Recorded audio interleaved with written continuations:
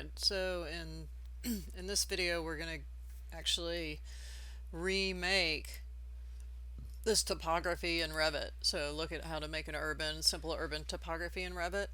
This is a drawing file that's been inserted, so it's one big block. So the first thing we need to do is relink without the topography. So we'll go ahead and do that, and one thing that's nice using the linking is that it will relink and keep our material applications.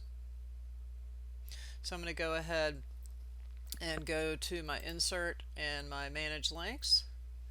I'm going to go to my CAD formats and highlight the base drawing, and I'm going to go to reload from, and it's going to go to the same folder, and I've provided you guys a drawing file that is the FOBA building without the extenuating circumstances as far as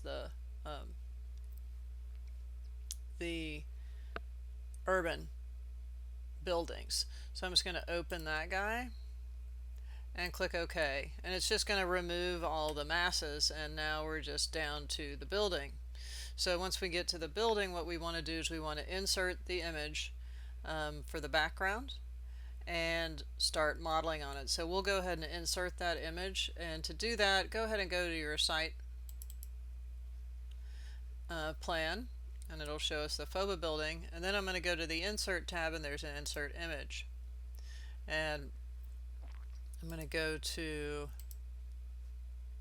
site and pick the site image here and click open. And it's going to ask us a couple of things like the resolution and the page size. I'll just pick 100 dpi, 150 dpi. We don't need it to be super exact. And then I'm just going to place it, right? And then I have a floor out here, so it's kind of behind the floor. So if we want to see it, we're going to need to go to wireframe. And then what I need to do is I need to make this as big as, I need to scale it up so it equals that. So what I'm going to do is I'm just going to move the image, right, from sort of that corner to that corner, right? So we've got the image right next to that corner, and I just want to make this guy about as long as that guy. So what you want to do is select the image itself, and there's a scale, right?